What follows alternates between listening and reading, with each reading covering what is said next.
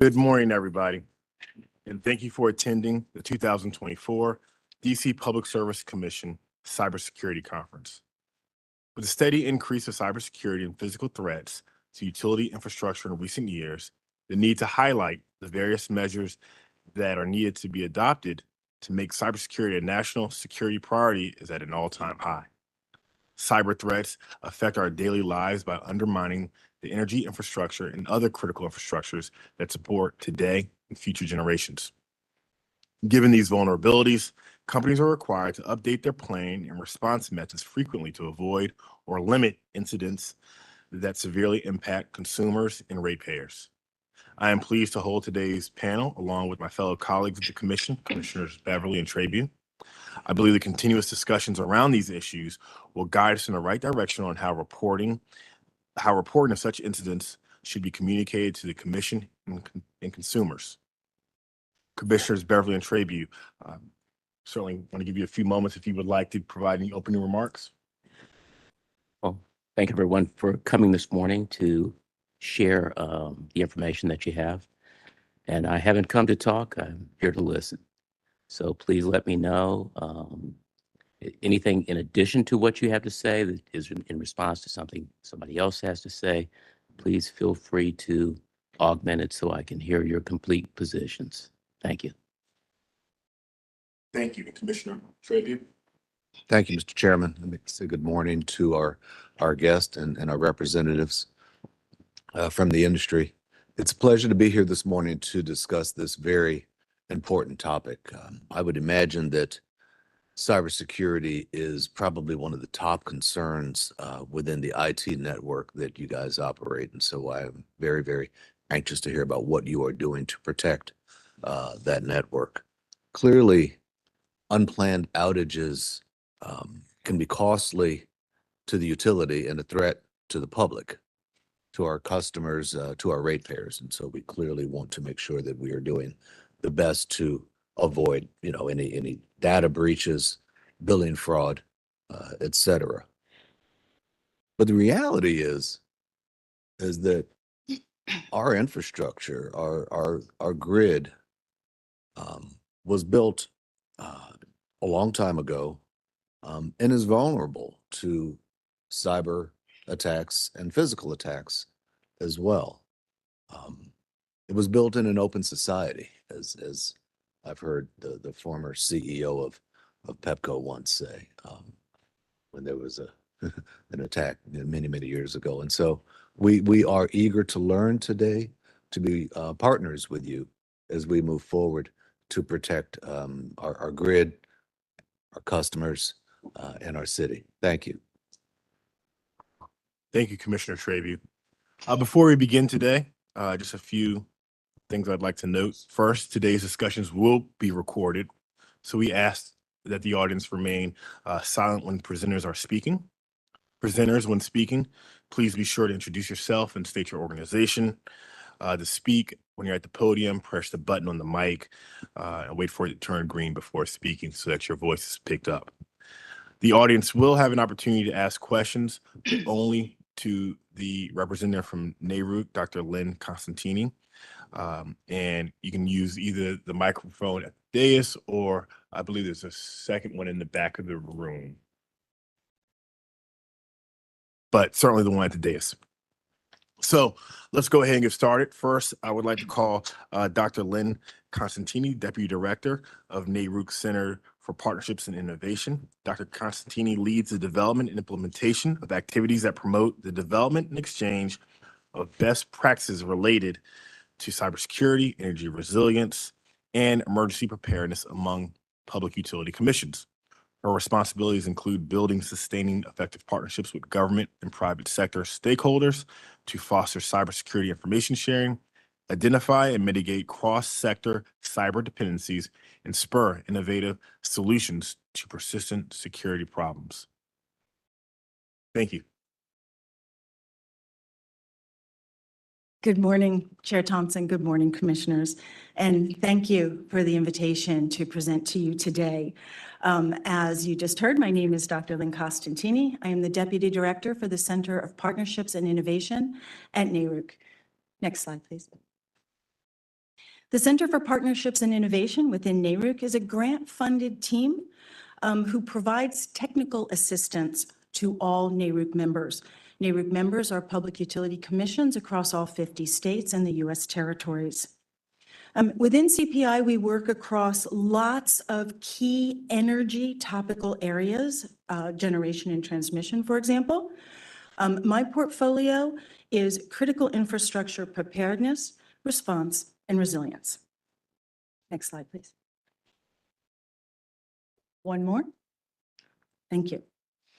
So I show this quote from Piyush Kumar, who's the director of Department of Energy's Cybersecurity, Energy Security, and Emergency Response Division.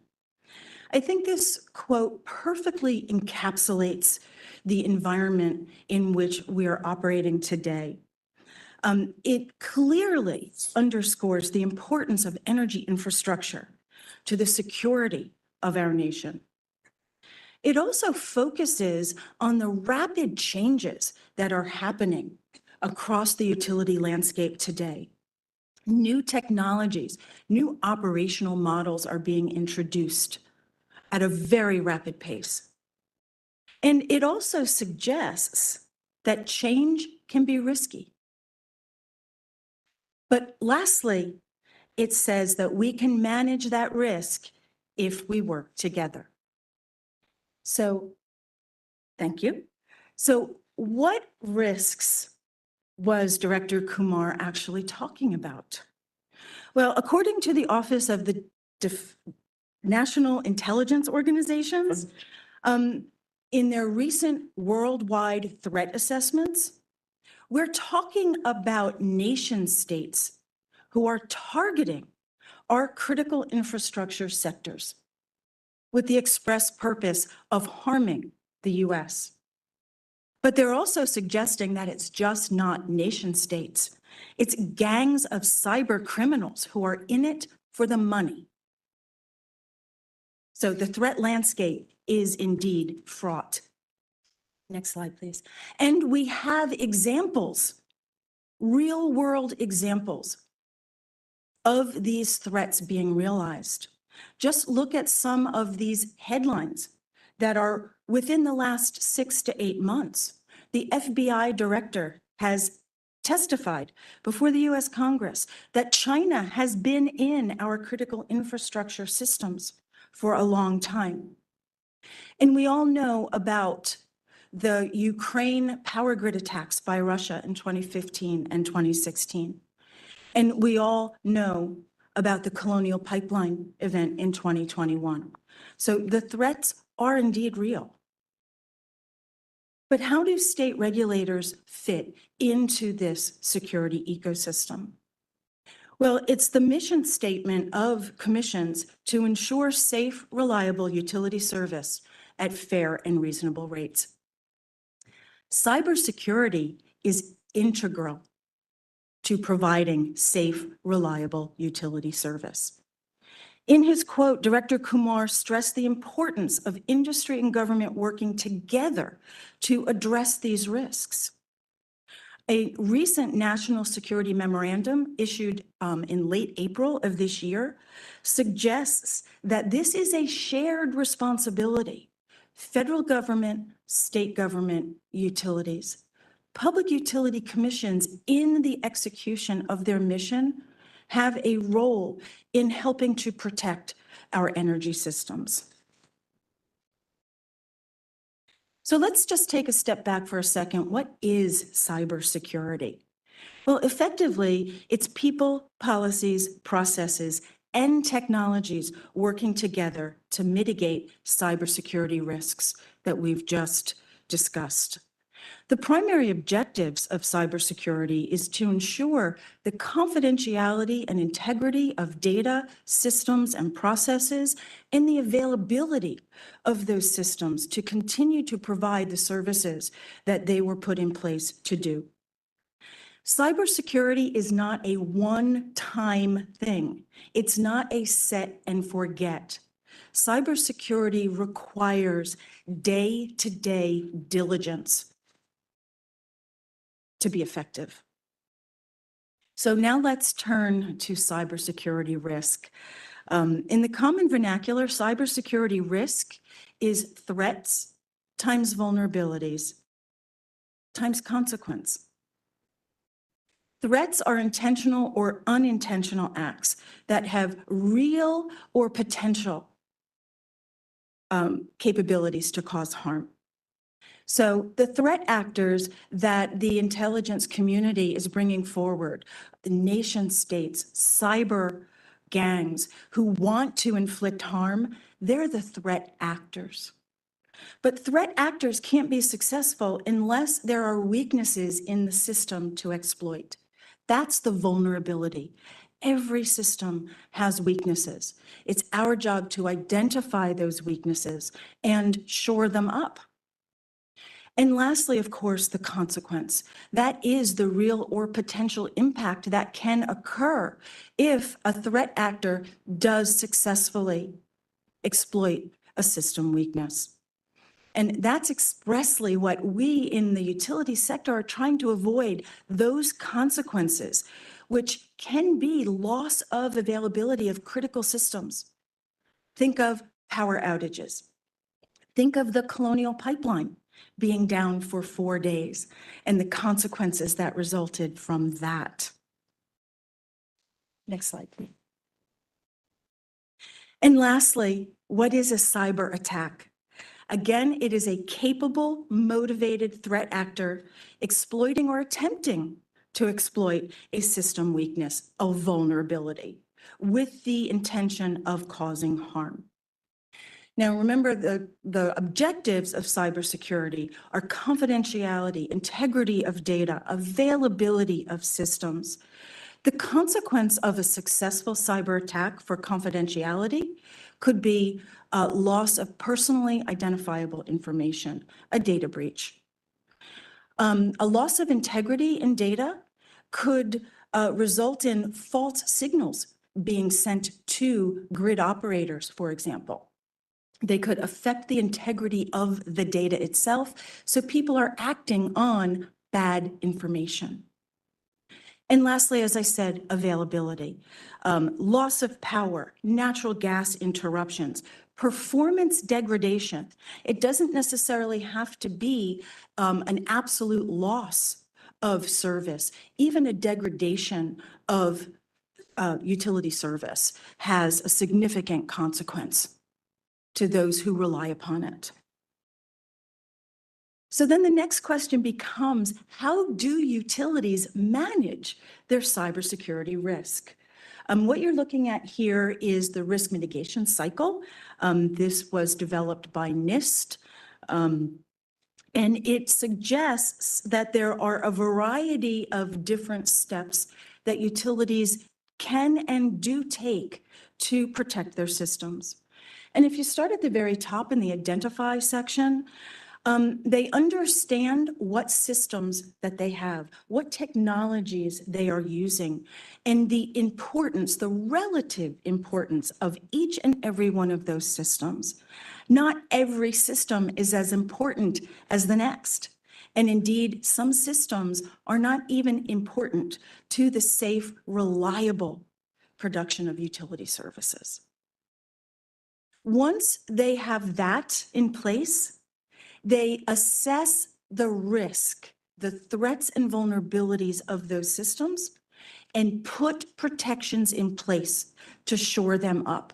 Think about putting locks on a front door and locks on your windows. So preventative measures.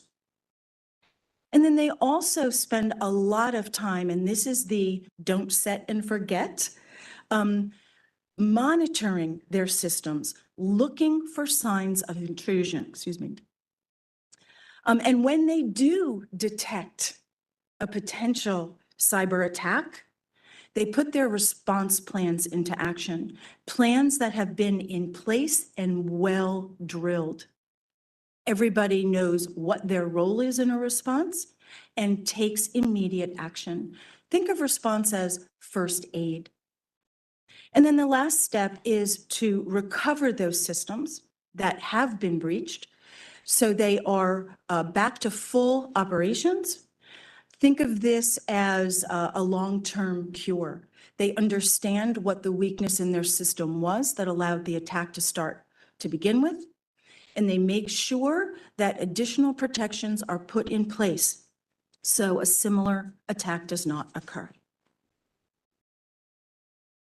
But a very important caveat to all of that is understanding that not every utility is the same. In fact, every utility is different. Every utility has a different operating environment, has different technologies that they're bringing to bear to operate their systems. They have different risks, different threats and vulnerabilities as a result. So assuming that every utility is doing the exact same thing to protect their systems is not entirely true. So what you're seeing here is a variety of different ways, different strategies that utilities can implement to defend their systems. None of them is incorrect. But for a public utility commissioner to understand where the utility is in their cybersecurity maturity and why is really, really important. Next slide, please. And now I'll make a shameless plug for some of the resources that NARUB makes available to help public utility commissions do just that. Really understand the threats and vulnerabilities as an individual utility sees them and how that utility specifically is protecting against those threats and vulnerabilities. So what we have done is produced a cybersecurity manual, and essentially that's a basket of tools to help PUCs engage with their jurisdictional utilities to really understand the utility's cyber risk strategies and preparedness. And I think one of the really highlights in that cybersecurity manual is the questions for utilities document. So this is a series of specific contextual questions that commissions can ask utilities about the utility's cyber risk management programs. It really helps engage in a very deep, meaningful way to provide a very rich understanding of what the utility is facing directly from the utility's mouths. And it helps the public utilities make decisions about cybersecurity investments and rate recovery. And this is just an example of what some of those questions could be. Notice these questions are organized around that risk mitigation cycle of identify, protect, detect, respond, and recover. The questions are in each of those categories divided into two segments, one policies and plans and one implementation and practice. So we know you can have a policy and not necessarily be living up to the tenets of that policy. These questions are designed to get at both. Yes, we have a policy, and yes, we can demonstrate that we are indeed practicing the tenets of that policy. And just one more, and these are some typical questions that you would see in the response category. Next slide, please. But what do you do with all that information that you collect through these conversations with utilities? How do you then turn that information into knowledge about the maturity, the cyber risk preparedness strategy of that utility? Are they on the very reactive side, or are they on the more optimal, we do this on a regular basis and we're doing it every single day? Very proactive basis. So using the responses that you get from questioning the utilities, you can make very high level assessment of the utility's maturity. And that again feeds into your assessment of the cybersecurity investments. There is such a thing as too much cybersecurity investment, but actually understanding where that line is very, very challenging.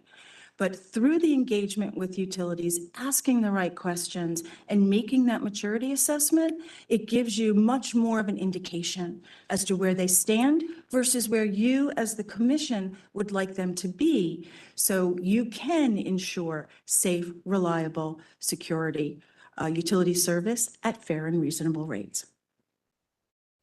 One other thing that NARIC has done in partnership with the Department of Energy, and this was just released in February of this year, we produced cybersecurity baselines for electric distribution systems and the DER that interconnect with them.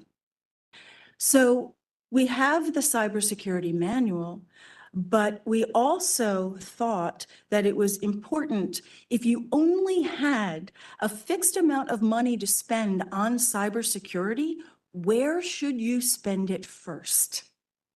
These cybersecurity baselines are intended to help you articulate that. So again, it is a comprehensive set of activities around cybersecurity risk management. They are recommendations, not requirements, and it really does provide a foundation of cybersecurity on which to build. And lastly, I'd like to talk about cybersecurity information sharing and incident reporting. Colloquially, incident reporting is something that, or excuse me, information sharing is something that happens before a cyber attack. Incident reporting is something that happens post cyber attack.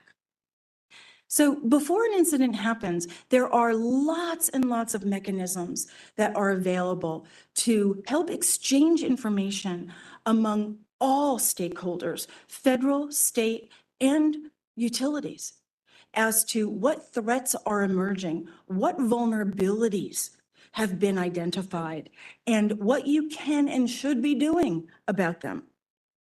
Some of those organizations are the information sharing and analysis centers, fusion centers, local law enforcement, and threat briefings from federal and state governments.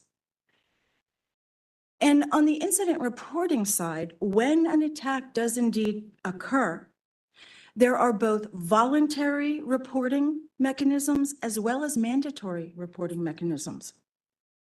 For states, there are some mandatory reporting requirements depending on what state you are. NARIC put together a cyber incident reporting compendium a couple of years ago. There are 13 states that have incident reporting requirements. At the federal level, there are also lots of mandatory reporting requirements. NERC-CIP, for example, has mandatory reporting requirements. The SEC, depending on the type of organization you may have to report to them. And the Department of Homeland Security, CISA, is also contemplating incident reporting requirements through their CERCIA NOPR that was just released. So much more to come there.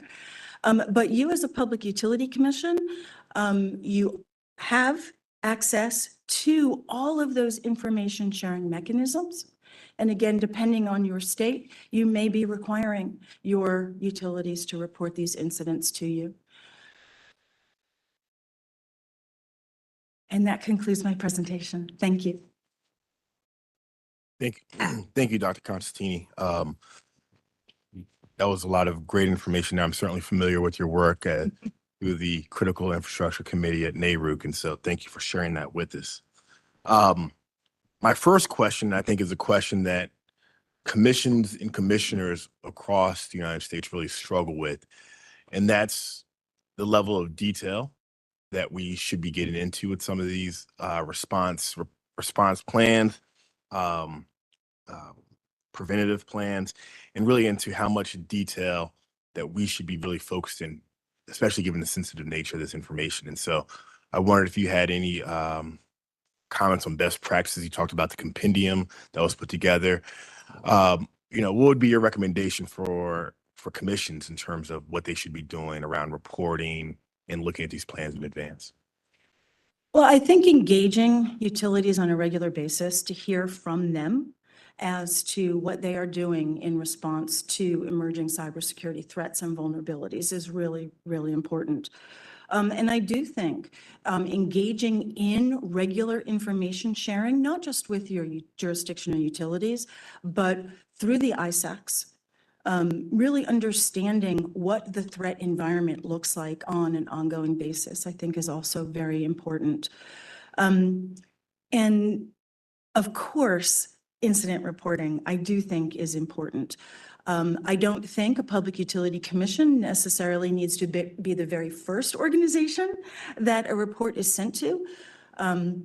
But you definitely need to be in the chain of information sharing, even post an event, because at that point, it's imperative to understand what utilities are going to do to prevent a similar incident from occurring again. And that might have investment suggestions for you. Just kind of picking up on that, I know that some of our sister jurisdictions have mandatory reporting requirements under a rulemaking that then requires them to file something with the commission. Is that certainly a recommendation from NARUC as well? It is not. Okay. It is not. I come from New Jersey, the Board of Public Utilities, where we do have mandatory incident reporting requirements. But those incident reports do not come directly to the Board of Public Utilities. They are required to be sent to the state's fusion center. Public utility commissions don't necessarily have the operational skills to help a utility address an emerging threat. A fusion center or an ISAC can. That's why I suggest that, yes, you be informed of an emerging or actual attack, but you don't have a role in actually responding to that. But you obviously need to understand what is happening and what is being done. But in New Jersey, we recognize that a fusion center can be part of that response. So that's why we did it that way.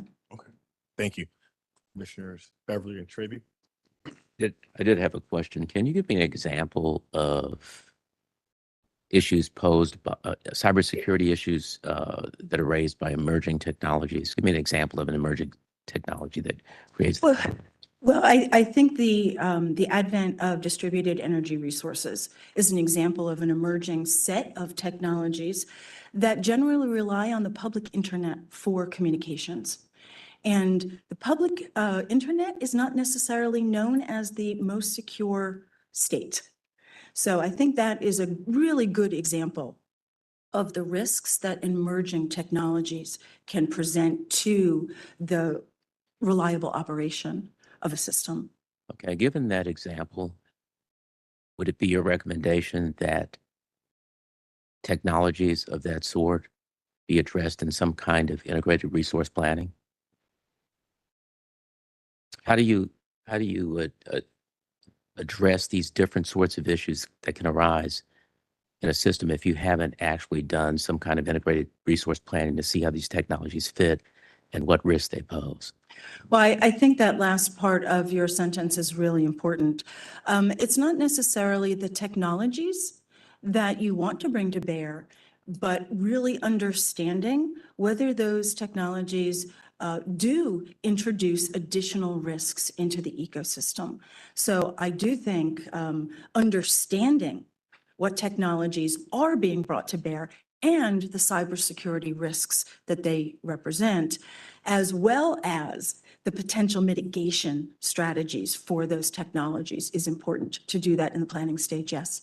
Okay, and I just had one more comment going forward. In your presentation, you identified a number of questions for utilities. I don't have them in front of me. They were on the screen. I would appreciate it if the utilities, to the extent that they can, would address some of those questions. And if you need to see them, maybe put them back on the screen, but that's... And Commissioner Beverly, I just want to make sure, because I want to make sure that it's addressed. Are you talking about the slide where it talked about the different levels of maturity, or the slides where she gave the two examples from the workbook, or both? Well, I think there was a slide that had specific questions. It did. For utilities. Okay. I don't remember what context was, excuse me, what the context was. But whatever that was, it seemed like good questions in the 30 seconds I had to look at them. We'll make sure we have those up. Thank you. Thank you, Mr. Chairman. Dr. Constantini, thank you for your testimony and the information you've provided this morning. Very helpful. This might be a little bit of a piggyback to the chairman's question, but I'm wondering, you're saying that, and I can appreciate you're saying that commissions might not have a large role on the front end, but sometimes on the back end of the process, particularly if the utilities need to request resources in order to mitigate or completely stop future attacks. When is the appropriate time to have those discussions? Is it right after an incident? Is it, in a conversation like this? When are the appropriate times to discuss those sorts of needs? Because you're getting to the back end, but then again, you're circling back to the front end, which is, how do we, improve the systems and improve our capacity to prevent attacks? Well, I think commissions should be engaging in regular conversations with their jurisdiction utilities, just not post a cyber attack. I think it is important to engage with them on the front end of that as well, understanding what assets the utility has identified as critical assets, understand how they are protecting those assets on an ongoing basis. And then, of course, have discussions with them should the worst day occur and they have a cyber attack. So you have lots of information about the utility and about the utility's cybersecurity risk management program up front. And then you can have a much better understanding of how a threat actor exploited maybe even a zero-day vulnerability. No. And the steps that a utility would have In to the take. conversation, I think you also said, well, you can't have too much of an investment. And has NARUC developed any best practices or positions around, maybe, having seen this on a national scale, of course, what are some of those things, those fundamental baseline things that we should make sure that we deploy or support? That's where the Cyber Baselines project, the last one that I was discussing, really is important. Because if there is a finite amount of money to spend, it should be spent at a minimum in those topical areas. So just like every utility is different, every commission is different. Every commission has different priorities and different strategies around cybersecurity. So I would not like to venture, there's one single right answer. But if there is, as I said, a finite amount of dollars to be spent in cybersecurity, I think the cybersecurity baselines give very clear indications of where that money should be spent at a minimum. Thank you. And one last question for me. We talked about some of the emerging risks on the electric side in terms of integration of DER. Do you have any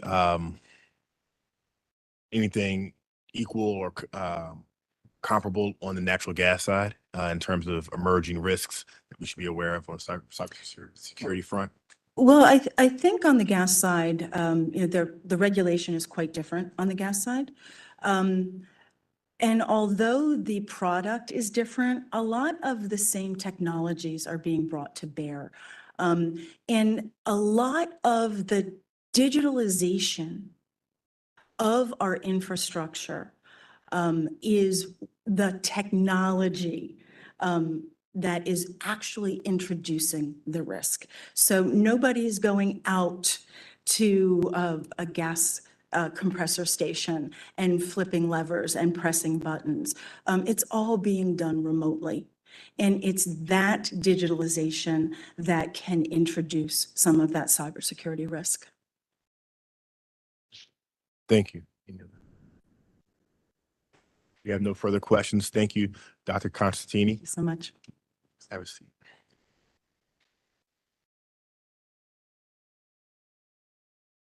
questions from the audience? And sorry, any questions from the audience? I apologize. Anyone? Okay. Thank you. We're going to move right on ahead and turn to our regulated utilities, Pepco and Washington Gas. Both utilities will present right after each other, and then we'll have questions from the commissioners. First, presenting from Pepco is Stephen Foley, VP and Chief Information Security Officer. Mr. Foley provides strategic and operational leadership for the corporate-wide cyber and information security program, which includes the IT business environment, as well as the real-time systems, operational technology, OT, found in the transmission and distribution environments. In this role, he directs the cybersecurity engineering, defense operations, governance, and mitigation initiatives to protect information assets, security policy and technology, and the critical energy infrastructure to protect infrastructure, delivering electricity and natural gas to approximately 10 million customers. He has been with Exelon since 2001, where he has held numerous positions within information technology and corporate security. Prior to joining Exelon, Mr. Foley held positions within the financial and healthcare sectors. He holds degrees in computer science and technical management. Thanks, Steve.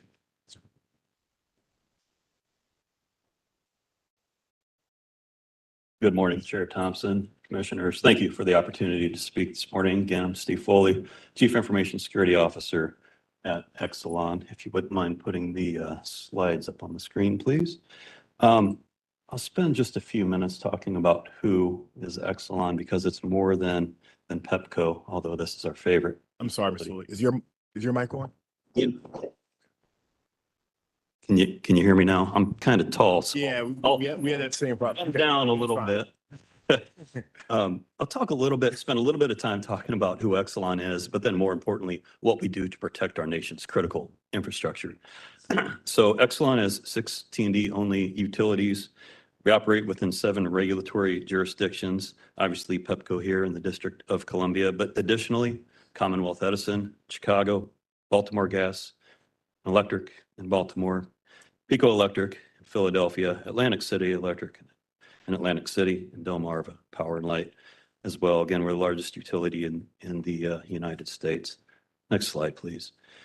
In terms of who we are and what we do, I only have 4 slides, so I'm going to talk more than just kind of kill you with PowerPoint here, but our mission statement here is we're responsible for governance of cybersecurity by providing an enterprise-wide, risk-based, intelligence-driven, defense-in-depth approach to securing enterprise assets and information. That's kind of a mouthful, but really what we're saying here is our job is to ensure that we're protecting some of the nation's most critical infrastructure from very likely the most critical threats that face our nation today, and we take that very seriously.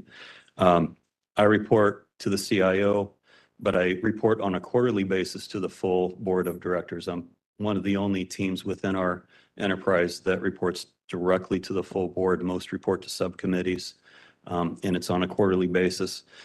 This topic is at the forefront of everyone's mind, and they recognize the importance of securing our nation's most critical infrastructure. We identify cybersecurity at Pepco as a top enterprise risk. We have many metrics. We have hundreds of KRIs, hundreds of KPIs that are reported out on a monthly basis, quarterly basis to not only the executive committee, but again, the board of directors. I'd like to take a minute to focus on our strategic imperatives on the screen. We have a few of them, but it's really important for me to spend some time to talk about this morning. Think of this as our elevator speech, and all of my employees and beyond, stakeholders within the organization, know what these are and what they mean. Continuing to mature cyber defense operational capabilities. How we do that today is a lot different than how we even did it 2 years ago. Cyber moves at a pace like nothing else, and we have to be able to adapt very quickly. So an example of what we're doing to continue and mature our cyber defense operational capabilities, we're focused on speed. It's a game of speed nowadays. The threat actors are after us. We know it. We're not going to pretend because we know they're there. We know that They want our information. They want to control our assets. They may want to do some bad things like try to take down the grid or stop the gas from flowing. We know that. We may as well assume that they're in our networks. Let's just assume that. So let's position ourselves accordingly. My team just shared one stat that I want to share with you. I've had my operational center in place for about 12 years now. Our operational center is about 30 or 40 miles north of Baltimore, some obscure center. And they do what they do to protect the grid. 12 years ago, the first ticket that they created, the detect to respond to contain time. So the time that it took the systems to detect an issue to the time that we contained that issue was 4 months. And that sounds like a long time. It probably was, but that was 12 years ago. And that's where probably most people were. The 100,000th ticket was created 2 months ago. And the time to detect a threat for an analyst to contain it was 11 minutes. It was 11 minutes. Now that's not for every alert that we have, but the gold standard out there, we call it the 1-10-60 rule. If your tools can detect a threat within 1 minute, if an analyst can respond within 10 minutes, and if you can contain that within 60 minutes, you're well ahead of the game, within 1 hour. Security by design, we have at any point up to 800 in-flight digital projects throughout our enterprise, our utilities. So every time, we like to bake in security up front as opposed to bolting it on later. So we have a very rigorous process that whenever there's a new project coming in, I get my security architects working with the business. Let's talk about what this is. Let's talk about what you want to do, whether it's DER or otherwise. DER is a very emerging technology, by the way. And let's bake in security up front so we don't have any issues later on. We have to bolt it on. Reducing the attack surface. Think of your digital enterprise as a target. The more we can shrink that target that a threat actor could shoot this proverbial arrow through, the better off we're going to be. A big part of that is vulnerability management, patching your systems. We have a very rigorous process where we identify, we're continuously scanning the environment and patching our systems continuously. It is nonstop. And it's one of the 3 KRIs, key risk indicators, that I report out to the board. It's that important. Here's how many vulnerabilities we have, and here's how we're addressing them. Sustained security governance compliance capabilities. We're heavily regulated. TSA gas, we have 2 of our 3 gas utilities are regulated by the TSA gas security directives. Obviously, we're subject to NERC CIP, so we need to make sure that we're maintaining compliance with not only the federal regulations, but also the state regulations as well. Very important. Measuring response and recovery capabilities. I spoke about this earlier with the stat on the CyberSoc. Very important to know what your mission is, what the operators know what their job is, and it's a game of speed nowadays in cybersecurity. So the quicker they can identify the issues and close the gaps, that's what we're here to do. And then finally, attract, develop, and retain top talent. This may not sound all that important, but it's one of the things we focus on mostly. There is a severe shortage of cyber talent, and that's an issue. That is an issue for all of us, and we need to talk about it. We need to pay attention to it. We do our best to recruit and hire the best, but everyone does. So what more can we do? We're getting in our communities. I'll give you an example here in DC. We're working with the Walter Reed Infrastructure Academy to identify underserved, underprivileged youth, put them through a training session, 6-week training session, bring them on as apprentices for 6 months.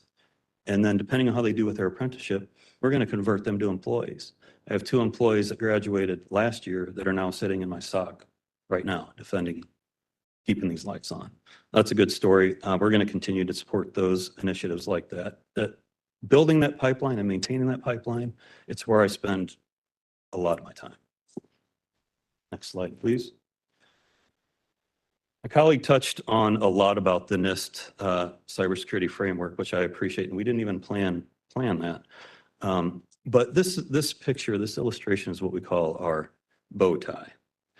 So if you think all of our unregulated assets, all of our enterprise assets, all of our customer-facing assets, all of our Pico and Pepco.coms, all of our enterprise assets, and our unregulated OT assets, those are governed by the NIST cybersecurity framework. So the identify, protect, detect, respond, recover that you've already heard about this morning, we standardize on that NIST cybersecurity framework. Within that framework, there's about 24 programs. Each of those boxes represents a program that's part of our management model. Our management model is, think of it as the Bible, if you will, about how we operate our company. There's controls in there, and every control has an owner, and it's their responsibility to execute on those requirements. And one thing additionally I want to point out here is it's not just cybersecurity, it's physical security. We are very, and this is important, tightly coupled with the physical security program. I have a cyber security intel team. We also have a physical security intel team. I can't stress the importance of the cyber and the physical teams working hand in hand together. It doesn't matter who reports to who. What really matters is that you're working together. And then for those assets that aren't regulated, we have the NERC standards, primarily in our transmission space. And then we have the TSA gas security directives more recently for our two gas companies there.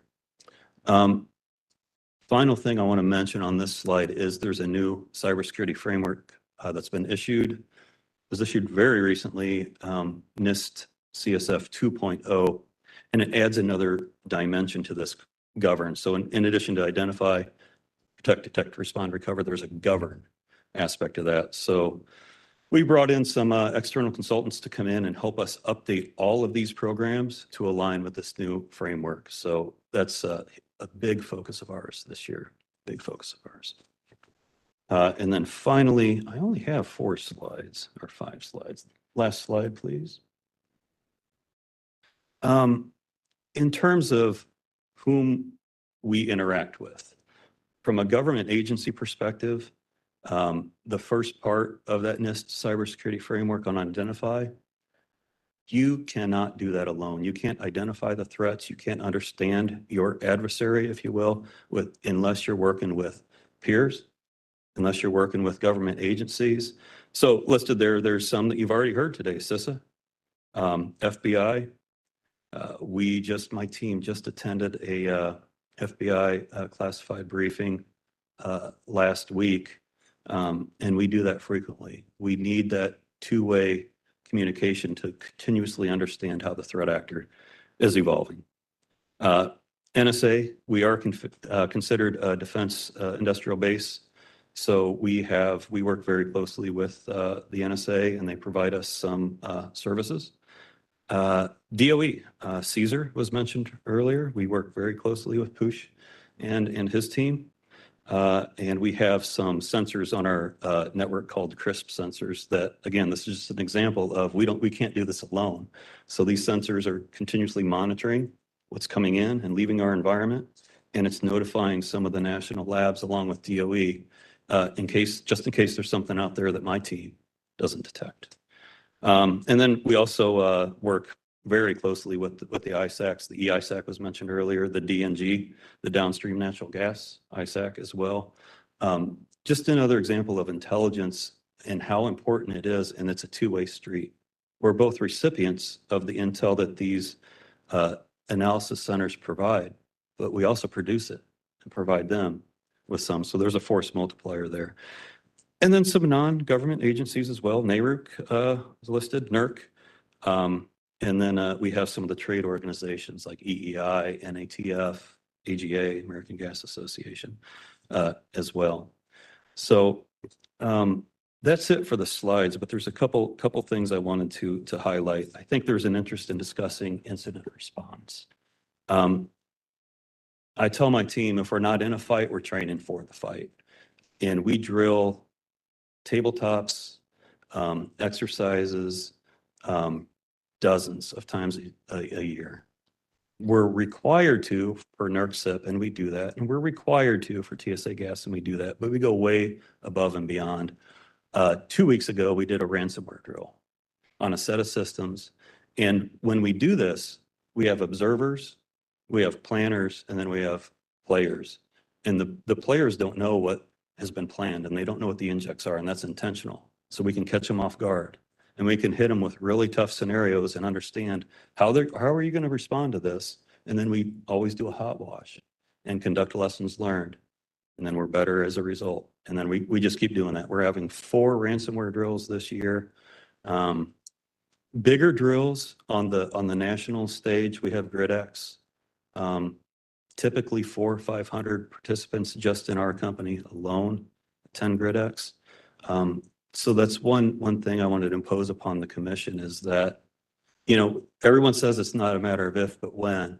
But if you're not ready, when happens, you're not doing your job. So we take that training very seriously.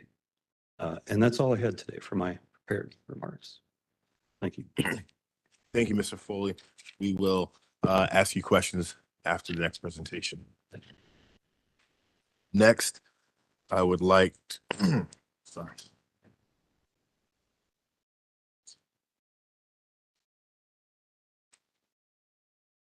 Next, I would like to call Mr.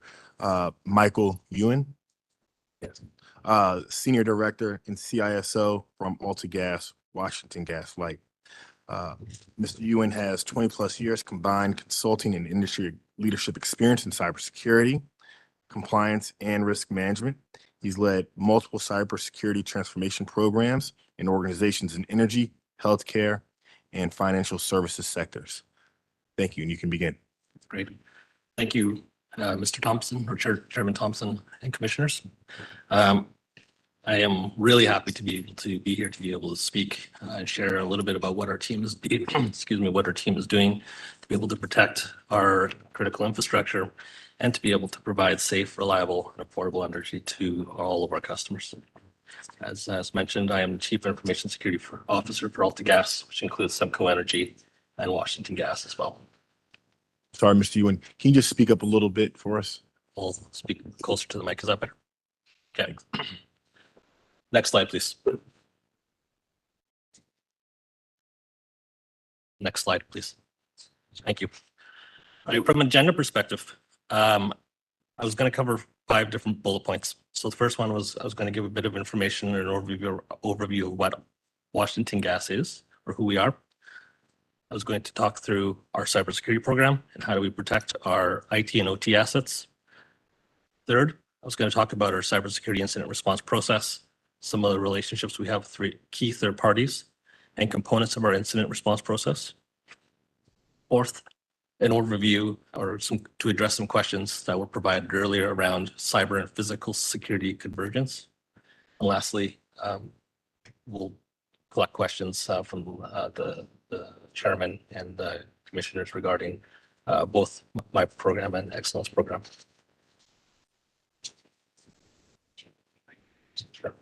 Thank you. All right, so who we are from Washington Gas perspective. So we are a regulated utility. We were founded in 1848, which makes us about 176 years old. We are the leading provider of safe, affordable, and reliable natural gas to our customers in the states of Virginia, Maryland, and District of Columbia. We have 553,000 customers in Virginia, 515,000 customers in Maryland, and approximately 165,000 in DC. And collectively, we serve about 1.2 million customers, residential, commercial, and industrial. Next slide, please. So from a cybersecurity program perspective, philosophically, I believe strongly in the use of cybersecurity frameworks to be able to guide our investments. I think cybersecurity frameworks are a fantastic way to be able to prioritize what our investments and to be able to guide and evenly distribute our focus areas so that we are not unilaterally providing bias into one area or another. Our program at Washington Gas really consists of 4 pillars. So similarly to what you've heard before, we provide and use NIST as our underlying cybersecurity framework. We also use other security frameworks on an opportunities basis to be able to supplement areas that we think that there is an opportunity to do better. So for example, from an OT perspective, we use the TSA security directives to be able to direct our investments and in the OT space. The third pillar of our program is around quantitative metrics, analysis, and measurement. We believe strongly in metrics. We use metrics to be able to guide our projects, projects are intended to be able to drive specific outcomes, and we measure every one of those. Similarly, from a program perspective, we also perform with cybersecurity maturity assessments to be able to demonstrate that we are making measurable improvements over a period of time. The last pillar is guiding principles, or secure by design. The idea of secure by design is to ensure that we're building security into everything that we do, right from projects to implementation to our operational efforts. As mentioned before, we do a number of internal and external assessments to be able to verify that our program and our objectives are being met. Next slide, please. So from a cybersecurity incident preparedness and response perspective, I'm going to highlight 3 different areas, and we'll go into each of them in the subsequent slides. But the first piece I will highlight is our use of threat intelligence to be able to guide and provide advanced warning of what the industry is seeing so that we can better prepare and respond. The second area is an overview of our continuous monitoring capability, which is a 24/7, 365 capability that we use to be able to monitor and respond to attacks. And the last piece is around our incident response process, such that should an event occur, we are able to respond and recover in an efficient and effective manner. Next slide, please.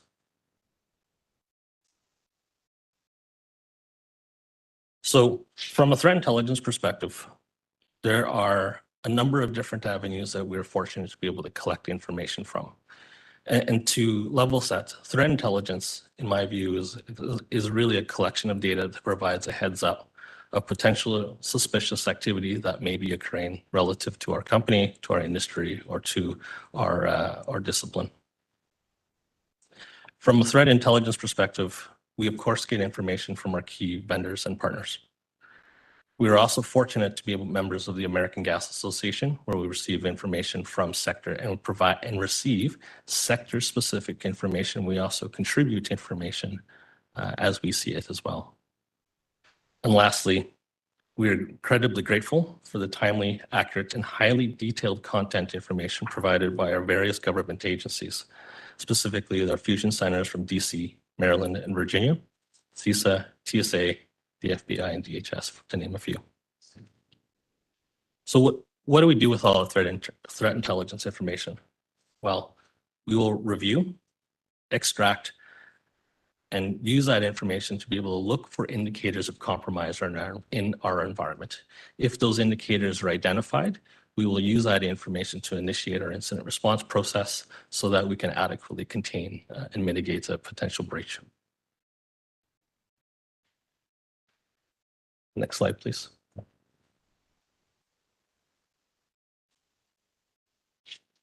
So from an incident response process, we have what we call Cybersecurity Incident Response Process, or internally we call it CIRP. Our CIRP really contains 3 elements. It is a definition of our roles and responsibilities. So it is all the players that are responsible for helping to be able to mitigate a breach. We have a playbook, which is effectively a what to do. It is a technical document that describes the different aspects that must occur so that we can initiate and move towards recovery. And lastly, there is a component around the engagement of third parties.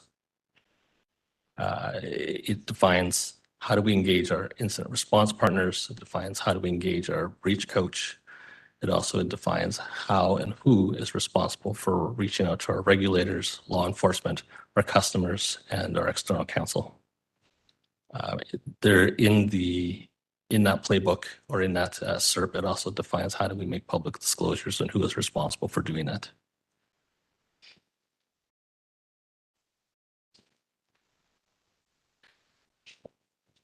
Next slide, please. And really, we were provided a question earlier around, what do we see from a cybersecurity and physical security perspective?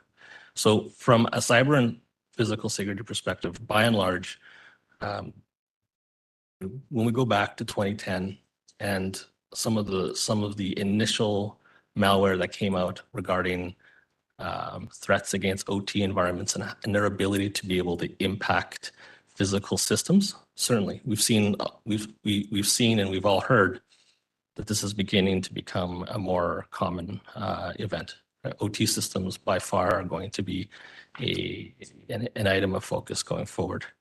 Now, that being said, I will say that the vast majority of attacks that we continue to see continue to be against our IT environment as opposed to our OT environment. There's a number of reasons for that. Part of it is that from an OT perspective, OT systems are not connected to the internet. What that means is that for you to be able to get to an OT system that might impact the critical delivery of gas or power, you have to be able to get through multiple layers. These systems are not directly connected to the internet and therefore not directly accessible. I will say that from a WGL's perspective, we have not experienced a cyber attack impacting our OT systems. I do acknowledge that an attack against critical infrastructure definitely can occur and is likely to be more common going forward.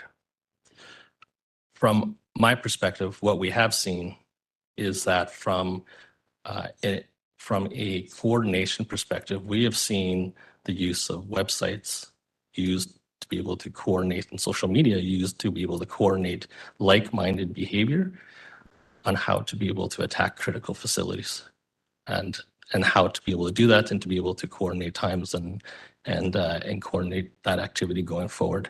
This information had all come from your fusion centers as well, right? So those components we believe we will definitely see more going forward.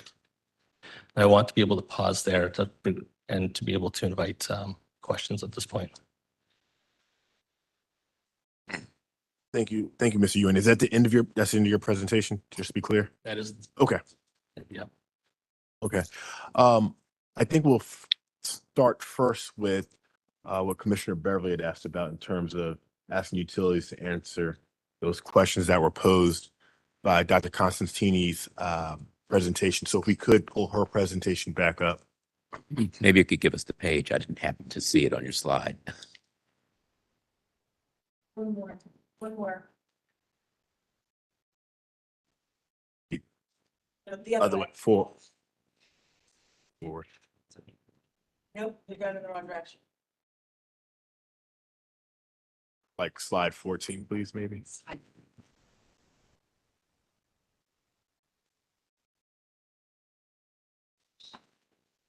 It's slide 14. It is. Yeah.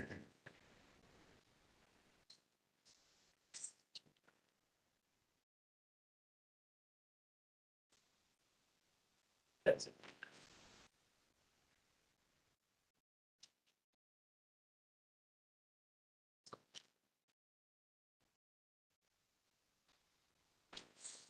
So yes, to the extent that you can answer in this setting, the questions that are posed on this slide here. I think some of this has been covered in some of your comments, but to the extent you can answer those in the public setting, that would be helpful.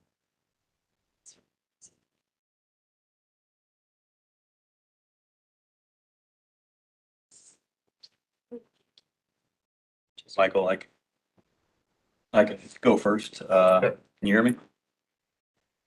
Is my mic live? It's not, if you don't mind, Let's just, go up. yes, please. Thank you. Absolutely. We absolutely have a cyber risk management program. I lead the program as Chief Information Security Officer. I'm the executive in charge of that. Executive leadership is absolutely actively engaged all the way up, as I mentioned earlier, to the board, the EC, the executive committee, which is the CEO and his direct reports. Our roles and responsibilities defined when I took over the team 10 plus years ago. We had 7 roles. If you think of analyst, senior analyst, manager, director, VP type of thing. I have approximately 170 employees with 70 roles. That's how diverse the role set is now. So they're very, very much so defined. Have you formed a cross-functional team that spans relevant business units to assess risks to criticality of business functions? The answer to that is yes. And we partner very closely with ERM, our enterprise risk management team, to perform that work as well. Have resources funding dedicated to. This in terms of funding, there were prior comments made by my colleague at NARUC. You can't, if someone offered me $1 billion budget, I wouldn't take it, right? At the end of the day, you have to exercise the ability to assess risk and apply that to your program, and that goes into the personnel as well. The personnel are dedicated. I have full-time FTEs dedicated. I feel as though I have the appropriate balance. I'm asked very often if I have the resources that I need. I'm afforded that opportunity. Our SOC is 24/7. We stood that up a few years ago. It was not 24/7 a few years ago, but with the onset of the conflict in Russia, Ukraine, some things to do with COVID, with the workforce, moving, we had to look at that. So we went 24/7 there. Has your organization conducted a risk assessment of its information systems, control systems, and other network systems? Yes, and that's a continual process. We conduct, I'm probably audited more than any organization. I think there's 7 audits this year. I conduct an internal self-assessment every year, a maturity assessment. And last month I brought in, one of the big 4 organizations to come in and do an external assessment of my program as well. I think. Before you sit down, we also go to, I think there are some additional questions on slide 15, the next slide over.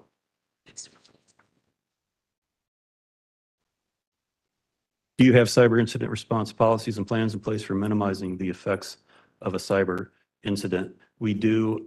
It's all based off of NERC CIP. CIP 8 is the standard for incident response, but it goes way above and beyond what NERC CIP would require us to do. And we leverage that incident response plan to respond to any type of event. And we exercise it very, very frequently. There are roles. It's my responsibility to understand when to stand up the CERT. That's the team that responds. It's my responsibility to recommend to what's called the CMT lead, the crisis management team, which is senior executives. If there is a event that is material, meaning very significant, and we have a way to define materiality, especially with the new SEC rules, I would elevate it and recommend that we stand up the CMT. So some very tight processes there as well. Is your cyber incident response plan exercised regularly is probably the question. Thank you. Tested regularly. When was the answer is yes, and it was last tested 2 weeks ago when we conducted that ransomware exercise. Yes. And then finally, is training provided to personnel who are assigned response duties? Yes. I push training pretty hard. When you walk into our operations center, the first thing you see is 2 walls on your left and right, just walls of certification. I've been blessed with a very significant training budget, and my team leverages that, and they have considerable amounts of certifications, and they train frequently on how to exercise the incident response plan specifically. I think that's it for the question. Yes, that was it. Thank you. We go back to slide. Thank you. Thank you. So we have a cyber risk management function. Yes, we do. Cyber risk management or governance, risk, and compliance in the Washington Gas terms reports into me. The executive leadership is actively involved. Any items that we flag for identification or that are considered high priority risks are reported up into our board of directors as required. On the right half of that diagram, have resources been dedicated to meet cybersecurity risk management objectives? So from a risk management perspective, we have a formalized process where we have a very detailed risk register. That risk register is used to be able to inform future year investments going forward. Right? So it's not necessarily an investment against, or it may not necessarily always be an investment against governance risk compliance initiatives, but is intended to be able to capture our most significant risks, prioritize them using a common methodology and framework, and then to be able to drive those through a formalized standardized budgeting process that occurs annually. And has your organization conducted a risk assessment of its information systems, control systems, and other network systems? Yes, we have done that multiple times this year. Actually, we just completed an IT system maturity review a couple weeks ago. We also use and invite external regulators to be able to review our environments as well. Most recently, the TSA was involved to review both of our environments as well, right, for both of our Washington Gas and our Semco environments. So that was completed this year and actually last year as well. Next slide. Do you have an incident response policy plan in place for minimizing the efforts of a cyber incident? Yes, we do, right? We're very proud of our cybersecurity incident response plan. We do practice it regularly with the different leaders within that have a responsibility within the incident response function itself. The last test was done actually 2 weeks ago, and we actually do it a slightly different in that because our businesses are different on the Canadian and US side. We actually perform a joint IT and OT review on the Canadian side first, which is more of a logistics business, and on the US side, we perform a slightly a different scenario on the OT that is more suited towards the utilities industry sector business. Lessons learned, those are also captured in the same risk register as we had mentioned before. Any lessons that are identified from our incident response plan categorized and investments are made accordingly. Is there training provided to personnel who have assigned responsibilities? We do that as well. An example of that is that we recently onboarded a new executive. Every year we will do an executive tabletop so that our executives are aware of their roles and responsibilities and the decisions that we expect them to be able to make. Right, that is intended to be a cross-functional exercise that involves both IT and our executive committee. Thank you, Mr. Ewan. And I think I will start my first question with you, since you're up there. You discussed this a little bit in terms of when you were talking about when your cybersecurity was last tested, but both of the utilities operate vast enterprises across multiple jurisdictions. You got, like you just stated, you're in the U.S. as well as Canada. Exelon is up and down the East Coast as well as Chicago. Can you just talk about a little bit about the complexities that it takes to maintain that cybersecurity across these vast networks with varying assets and varying security issues? Sure. Different jurisdictions.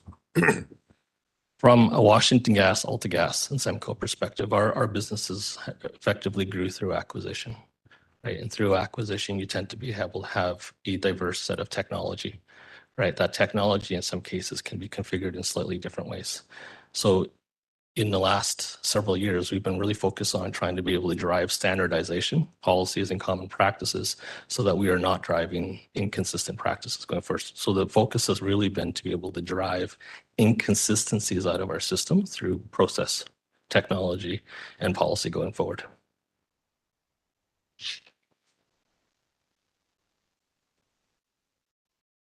It's a challenge.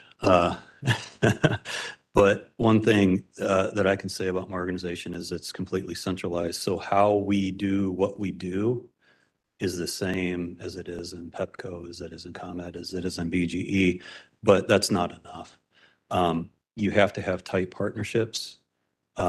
Those processes in that bow tie that I put up that listed the 24 programs, I provide governance and oversight, but those that support and perform and do the work are out in the field and all the utilities. And it's important that we train. It's important that they understand their roles because it's a partnership at the end of the day. I'm in the IT organization. We have CIOs for every utility, and it's important, very important that I understand because we're all different. I mean, to a certain extent, we like to standardize, right?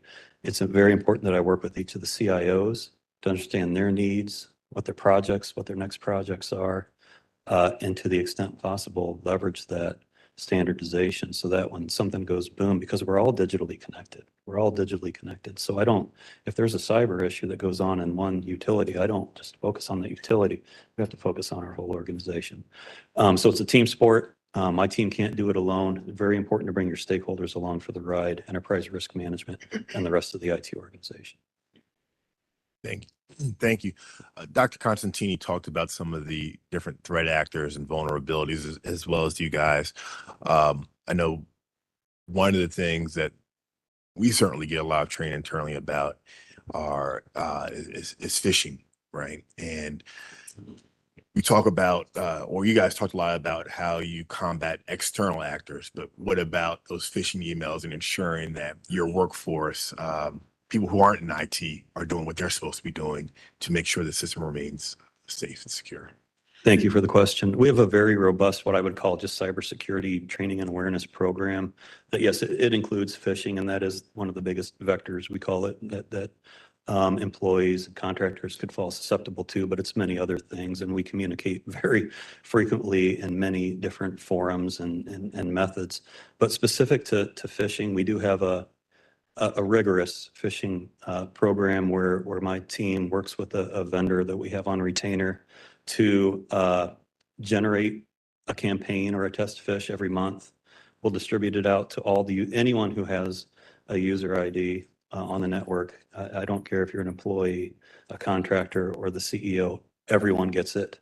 And our intent isn't to trip you up. It really isn't, but it's to impose the importance of the damage, operational, reputational, financial, that you can inflict upon the company by one simple click.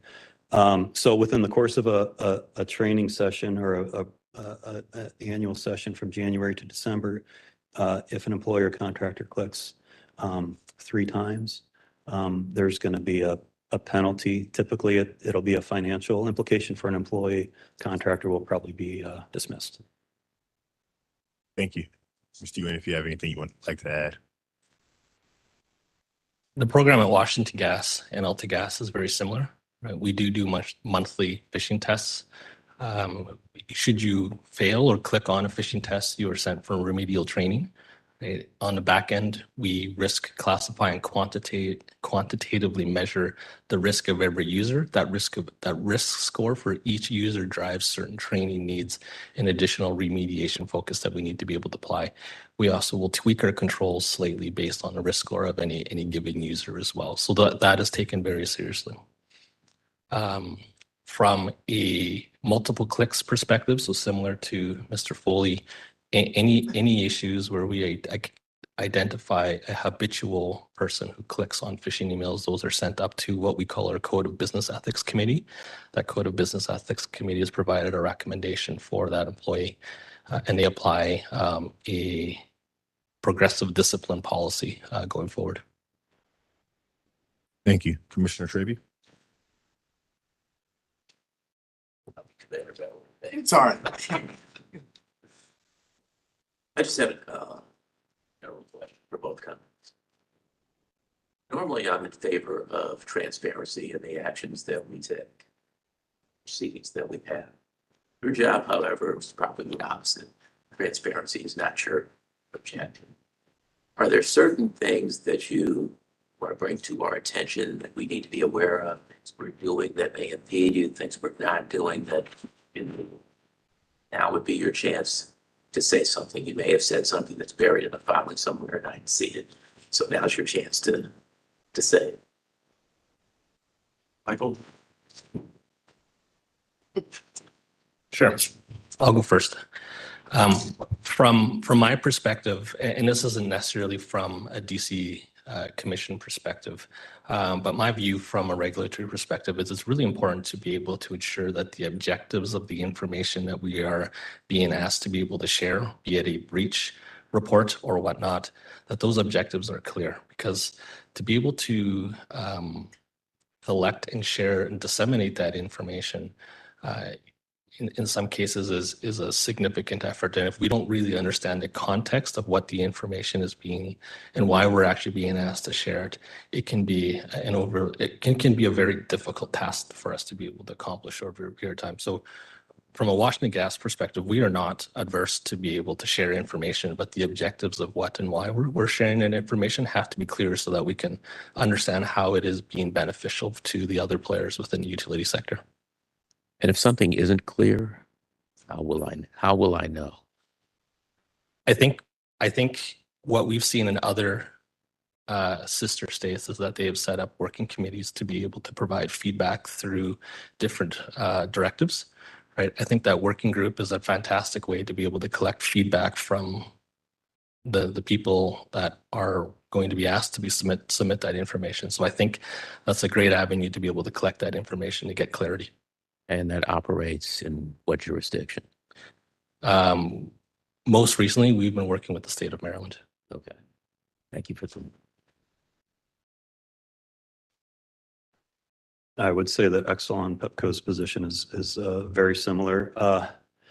I guess one thing to keep in mind, probably not in every instance, but in many, when we submit, I'll just say information, it very likely could be subject to FOIA, Freedom of Information Act, and anyone could get it. And if you could imagine a scenario where, although I understand the intent, we were asked to disclose all of our vulnerabilities and on what systems they were, and that information become public, I don't see where that would serve anyone any good. So it's tough to walk the line, but consider what you're asking, what the objectives are, and my observation has been that everyone's willing to share. It's just what do we share and how do we share it? How do we keep that information confidential? Because the last thing that any of us want to do is for it to get to the wrong hands. So what are you suggesting that we do? Are you agreeing with that, the last comment, there should be a working group, or are you suggesting that there should be something else?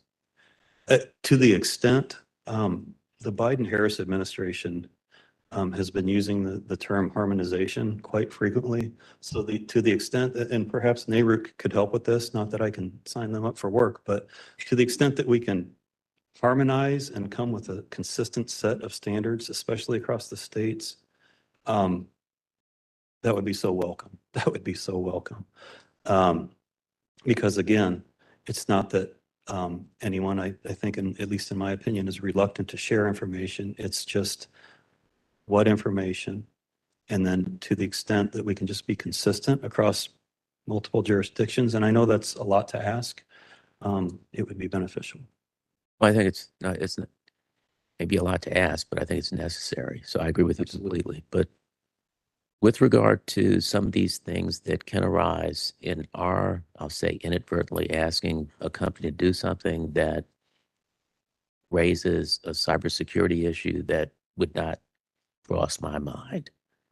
I just need to be able to get from you. I'm not trying to get it from you right now, but I need to be able to open a dialogue with the companies to get clear when we get into that kind of an area, how you can bring that to our attention. I'm not interested in creating something that's, I'm not interested in creating a cybersecurity risk by creating an FOIA issue.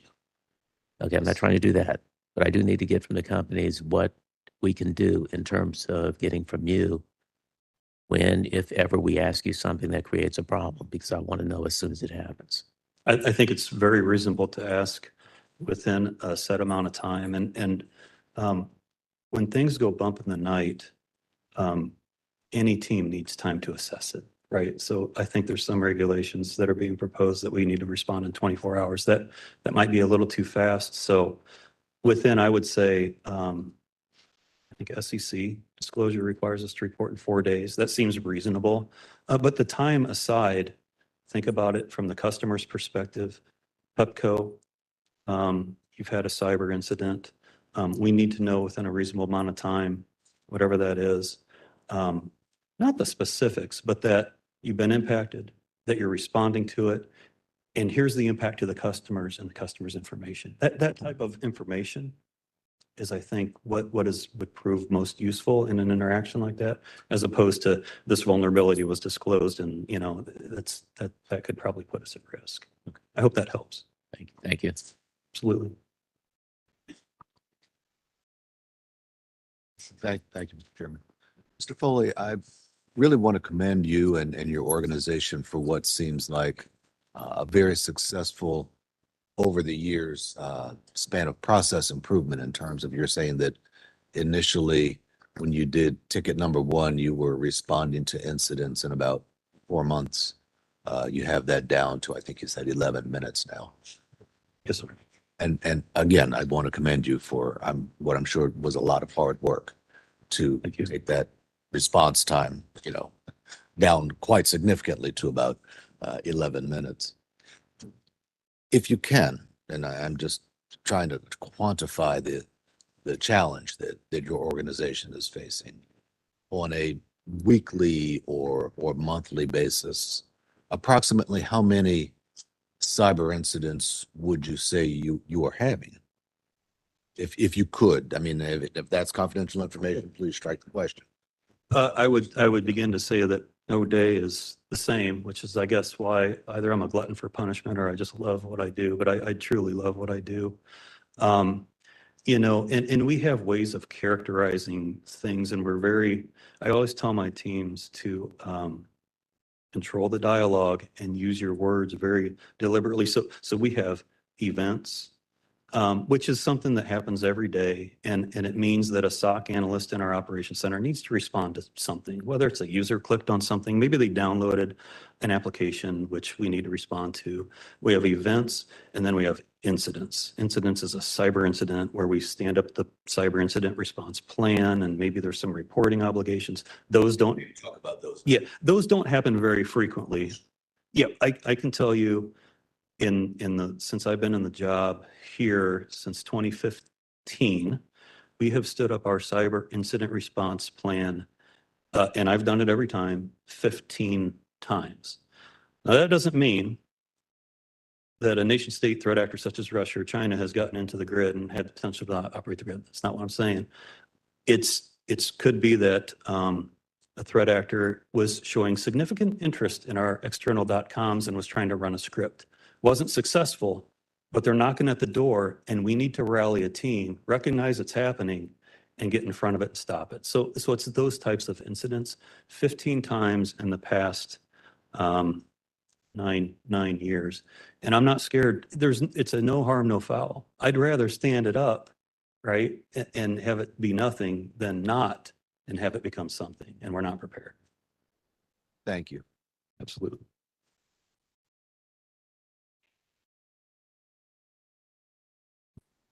From a Washington Gas perspective, we're very similar.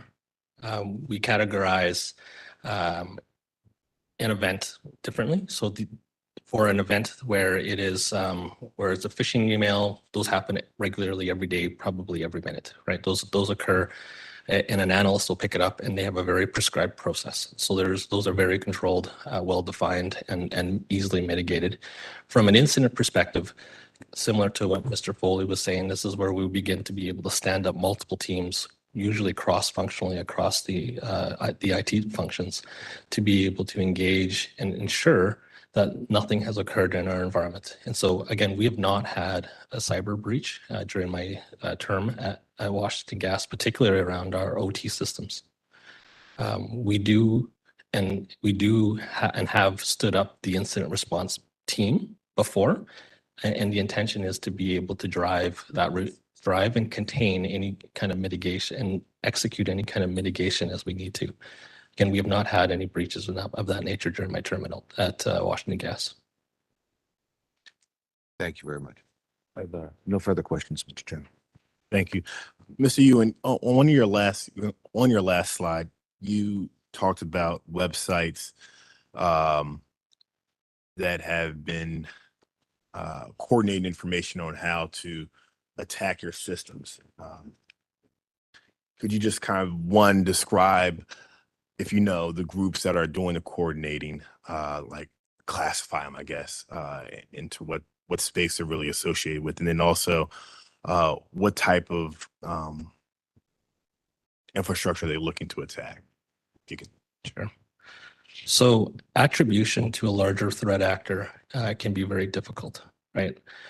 And so it is not always possible to be able to say this Facebook post or this website can be attributed back to a particular threat actor that is supported by a given nation state.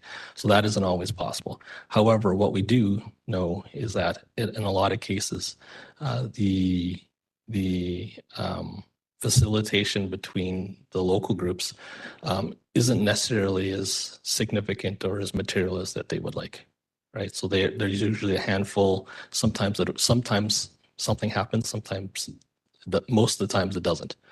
Now, what we have seen is on these websites or social media groups or other kind of social media apps is that there is focus on how do I actually disrupt physical facilities out in the field. So these could be pipelines, could be power generation, could be assets that all of us rely on as part of our everyday life, right? So it's not typically offices per se, right? We do see things like organized protests and whatnot, right? But for the most part, the content that I was referring to on my last slide is more around the organization of activity focused on OT sites out in the field. Thank you. I don't know, Ms. Full, if you had any comments you wanted to add to that in terms of Exelon's experience in that field. Michael, I think you gave a great answer. I appreciate it. I told you I wanted you to answer every question first, so thank you. It was great. Okay. My last question is, in the news, we've seen a lot recently around Volt Typhoon and it being very aggressive and being dormant in many systems. Any comments on, maybe there's not Volt Typhoon, but these types of cyber attacks that lay dormant in the system and then are all of a sudden activated at a later time? So thank you for the question. Volt Typhoon, a threat actor group, state-sponsored threat actor group, primarily solely sponsored by the PRC, People's Republic of China. First rule of cyber is probably know yourself. Second is definitely know your adversary. Well, they know us, but we know them too. They're very active, very active. Clearly, they have their sights on critical infrastructure. The PRC in general, I say over the past few years, has changed their MO. They used to be pretty low and slow, and their main focus was getting intellectual property. They still do that, but now they've changed their tactics significantly, acting more like maybe Russia would, the Sandworm Group, who has successfully demonstrated their capabilities to take down a grid in Ukraine. They did it in 2015, 2016, most recently in 2022. So Volt Typhoon, we're keeping our eye on them. Lots of briefings in the appropriate settings relevant to their capabilities. I can tell you that they practice a tactic called living off the land, which is extremely hard to detect. What they do is they gain access to networks, and then they run scripts just like a regular IT system administrator would. So I frequently have meetings with my cyber threat hunters, my cyber defense operations team, and ask them, how are you detecting living off the land? How are you discerning the difference between an Exelon approved IT administrator running an approved script versus someone out of the PRC? Tell me how. And they have great answers, but we have to keep the pressure on. We just do. This is all about specific to Volt Typhoon. We believe it's likely they're pre-positioning themselves for a likely future annexation of Taiwan. Most say it's in 2027. It's a game of persistence. We need to be very persistent ourselves when we see issues. We need to respond quickly. We need not hesitate to stand up our incident response teams. We need to continue to work with the government. I would say a few years ago, I would have wanted more coordination between us and the government, the intel sector, right? FBI, NSA, CIA, or not CIA, but DOE, CSER. We have that today. We have that today. That's why I can speak to this now. Probably 3 years ago, I would have hesitated because that flow of information probably wasn't as fast. Great. Yeah, from a Washington Gas perspective, I mean, we're fortunate to be on both sides of the border and both that. And what I mean by that is that from a CISA perspective and from the Canadian equivalent, the CCCS, we actually receive information from both parties. So we are beneficiaries and able to apply that information that we get on both sides of the border and unilaterally apply that to all of our entities going forward. Now, what Mr. Foley mentioned about Volt Typhoon, their motivations and how they actually execute their attack and lay dormant in environments is absolutely correct. What we do to be able to safeguard ourselves from that is that we, very similar to Exelon, is that we continuously look for indicators of that compromise being applied in our environment. We are very rigorous around how we apply what I call cyber hygiene in our environment. So we're very diligent around how we do our patching, how we do our MFA, things like that going forward, right? And so and I think when we think about how our third parties involved, right, we also practice a secure by design philosophy, as we mentioned before. And the whole purpose of that is to make sure that our suppliers are equally as secure as we are. Thank you. Well, I want to thank each of you for presenting here today. I certainly enjoyed it, well-informed, and glad to see that our utilities are taking necessary steps to ensure that their critical infrastructure as well as their systems are being protected. I would note that today, a recording of today's presentation will be available on the commission website. Again, I'd like to thank NARUC for setting the stage and talking about some of the work that they are doing, and as well as utilities for their continued efforts to maintain reliability and staying on top of our cybersecurity concerns. And that concludes today's conference. Thank you, and I hope you have a wonderful rest of the day. All rise.